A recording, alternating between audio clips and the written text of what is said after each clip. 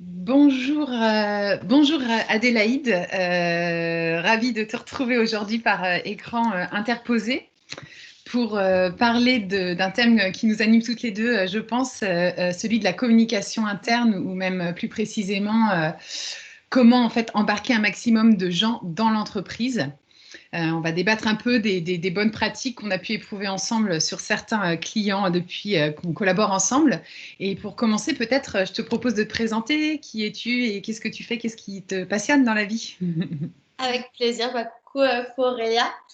Donc, Adélaïde, je suis anthropologue.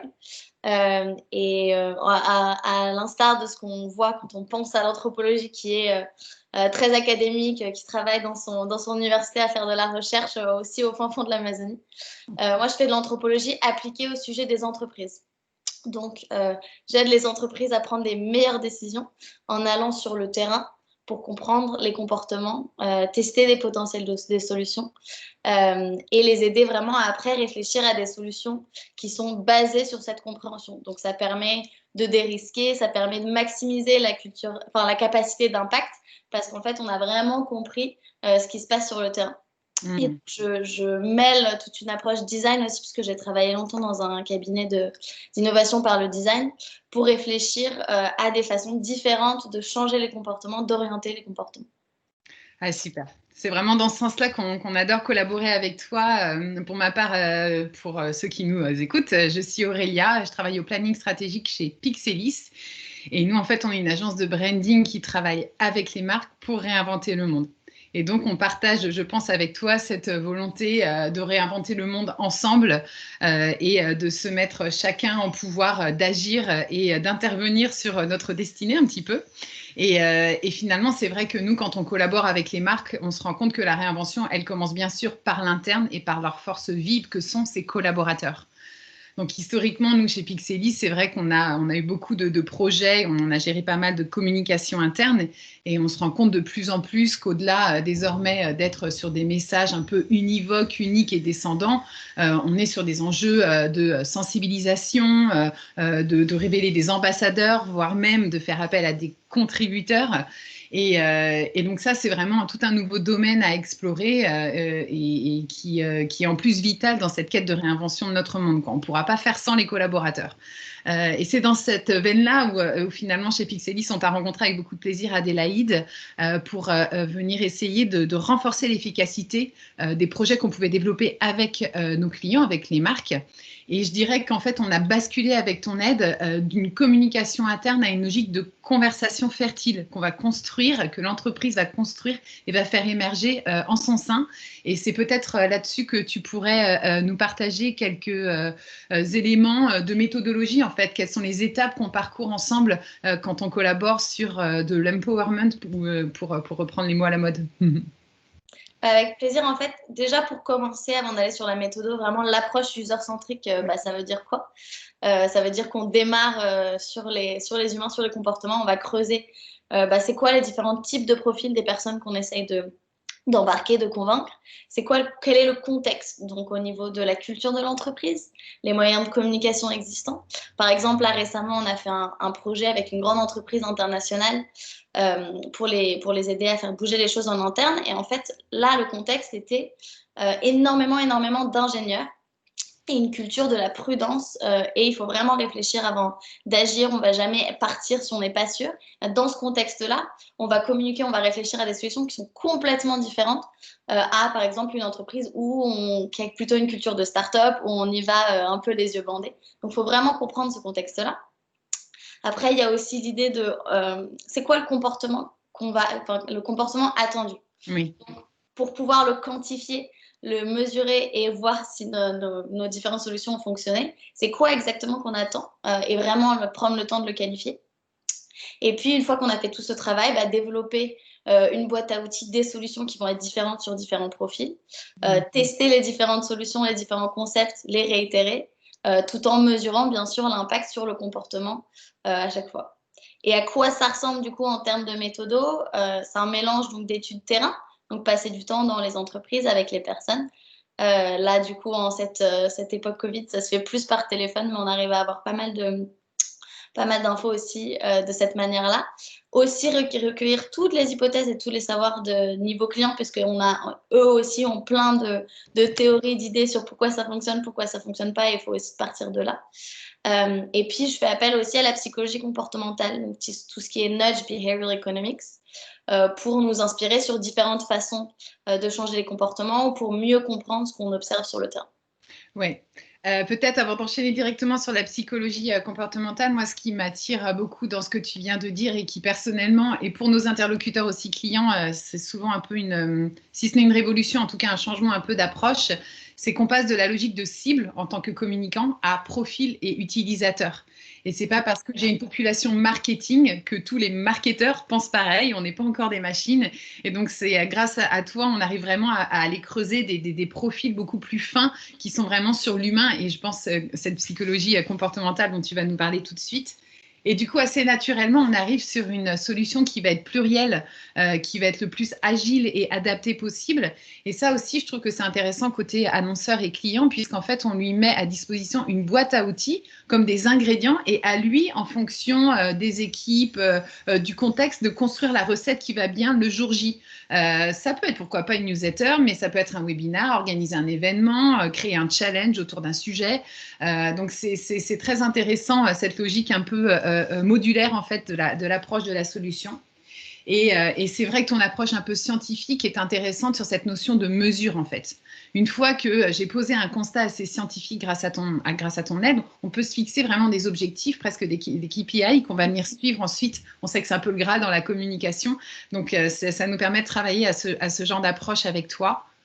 Je rephrase un peu, mais c'est vrai que le côté itératif aussi est intéressant. Il n'y a pas une solution magique à intenter qui va vivre pour les 3 prochaines années. C'est hyper bien d'envisager cette communication de mise en pouvoir, d'empowerment, qu'elle soit le plus vivante possible en fait, et qui sache aussi s'adapter, saisir les opportunités, confinement, télétravail, etc. On est en plein dedans. Donc l'approche itérative de la solution est quelque chose qui nous est cher aussi et qu'on peut déployer avec ton aide en ayant toujours ces oreilles et ces antennes tendues vers nos interlocuteurs. Peut-être un élément, moi aussi, qui m'avait interpellée quand on a collaboré ensemble, c'est que même si tu vas sur le terrain, on n'est pas obligé d'aller sur du quanti. Je ne sais pas, sur la grande boîte internationale d'énergie dont tu parlais tout à l'heure, notre cible, c'est au moins 1 millier de personnes et tu as dû interviewer 15 personnes.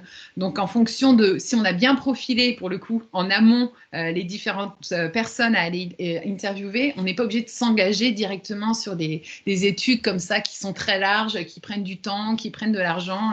Donc, ça aussi, cette agilité dont tu fais preuve tout en restant pertinente et hyper précieux dans ce qu'on peut développer avec les marques. Exactement, puisque l'approche Kylie, l'idée c'est vraiment d'aller creuser en profondeur en fait pourquoi et de comprendre tout ce contexte-là et ce qu'il y a en dessous de ce que disent les gens, parce que c'est vraiment mon métier de creuser. On va avoir toute une conversation et puis en dessous il y aura quelque chose qui se passe que j'ai pris des années vraiment à développer et puis que je continuerai à y travailler, qu'on peut pas avoir en faisant du quanti, puisque c'est vraiment du self-report. Donc moi je fais ça, moi je pense pas, et on n'a pas cette capacité à creuser pour avoir vraiment des vrais insights. Et c'est là les leviers. Et c'est là que reposent les leviers. Exactement. C'est là où est l'or. Alors, parle-nous un peu de psychologie comportementale, peut-être en nous disant là aussi un peu déjà qu'est-ce que c'est que ce terme-là. Donc, je me sers de la psychologie comportementale en fait de manière très brève. C'est l'étude des connexions entre le cerveau et les comportements. Donc, on aura entendu parler du nudge, behavioral economics, les biais cognitifs. En fait, c'est toutes les déviations, tous les raccourcis dans notre cerveau par rapport à une logique qui pourrait être vue comme rationnelle. Donc, on va aller, par exemple, on le connaît très bien, on va aller lire les infos dans le journal qu'on va lire tout le temps. On va toujours aller voir quelque chose qui nous renvoie à des choses qu'on pense déjà, plutôt qu'aller se faire challenger par autre chose. C'est plein de types de biais comme ça qui expliquent un peu nos manières de nous comporter. Et ça vient nous expliquer ce qu'on retrouve sur le terrain. Donc, ça vient rajouter du poids parce que c'est des études, des biais qui sont prouvés, des études quantitatives qui viennent nous expliquer, bah, là, ce qu'on a vu avec 5 personnes, ça s'explique par un vrai principe qui a été démontré sur beaucoup d'humains. Et puis, ça vient aussi nous aider à réfléchir sur des solutions, sur des manières d'orienter les comportements. Donc, je sais grâce à ce principe que les gens ont tendance à faire X. Donc, je vais me servir de ce principe pour réfléchir à des solutions. Après, il faut toujours la tester dans son contexte. Mais ça nous aide à... C'est des espèces de lois, on va dire, universelles sur le comportement. Okay. Donc, pour te donner un peu quelques exemples, dont on se sert beaucoup et puis dont on entend pas mal parler, c'est le signalement virtueux, donc virtue signaling en anglais. En fait, c'est tous les comportements sociaux qu'on utilise pour se décrire publiquement comme une personne vertueuse. Donc, on le voit beaucoup sur les réseaux sociaux. Oui. Là, récemment, je t'en avais parlé, j'ai fait un projet avec la Croix-Rouge sur le don de sang pour essayer de comprendre en fait ce qui motivait les gens à donner du sang. Et une des grosses motivations, en fait, c'était de partager sur les réseaux, de poster des photos, de dire, bah voilà, moi j'ai fait ça. Donc, comment est-ce qu'on peut utiliser ces comportements qu'on observe déjà, les amplifier pour encourager les gens à venir donner du sang? Il y en a plein d'autres, un qu'on avait vu ensemble aussi avec ce client de l'énergie, c'est l'aversion à la perte. Donc, je le trouve fascinant. C'est vraiment la psychologie évolutionnaire dans son essence. En fait, il est prouvé qu'on préfère ne pas perdre quelque chose, enfin, ne pas prendre le risque de perdre quelque chose par rapport au fait de gagner quelque chose qui pourrait être le double. Donc, par exemple, l'expérience connue, c'est on propose aux gens de faire un pari, ils ont 50% de chance de perdre 5 euros et 50% de chance de gagner 10 euros. Et en fait, la plupart des gens ne veulent pas faire le pari parce qu'ils ne veulent pas prendre le risque de perdre 5 euros. Donc en fait, on est vraiment, et c'est évolutionnaire parce qu'en fait, on a été câblé pour tout garder, toutes nos ressources. Il ne faut surtout pas prendre le risque de perdre. Et donc du coup, on a énormément peur de perdre. Il y a une campagne géniale de gaspillage alimentaire qui s'est servi de ça. En fait, ils ont montré aux gens, voilà combien vous perdez chaque année. Voilà la montagne de nourriture que vous jetez à la poubelle. Et ça a très très bien marché parce qu'on est allé tirer ce fil-là la peur de perdre qui est très très forte. Ah, c'est super, c'est vraiment des insights, nous, avec après nos cerveaux créatifs. Tu partages ça à un directeur de création, ou une directrice, bien sûr. Ça fuse directement sur des idées d'histoire et on sait qu'on va s'appuyer sur une base qui est solide et qui est même plus que solide. C'est notre trip ou vraiment quelque chose, comme tu dis, qui est dans notre ADN. Donc c'est vrai que c'est tout ça qui rend notre collaboration assez passionnante et vraiment encore, moi, je pense que le terme, c'est efficace, quoi. On a la chance, en associant design et anthropologie, comme tu disais au début, d'arriver sur des réponses qui sont qualifiées, sur mesure et qui vont nous permettre, j'espère, d'accélérer la réinvention dont on a tous besoin et de tous embarquer avec enthousiasme, en fait, dans ce train du changement. Bon, ben merci Adélaïde. Peut-être qu'on créera un autre petit épisode comme ça. Merci pour tous tes tips et puis avis aux amateurs pour ceux qui souhaiteraient nous partager et nous ouvrir leurs problématiques avec grand plaisir. Merci. Avec plaisir. Merci à toi Aurélia. Salut. Salut. Alors, arrêtez. J'ai arrêté l'enregistrement. Cette réunion en cours d'un 1. Voulez-vous vraiment l'arrêter ?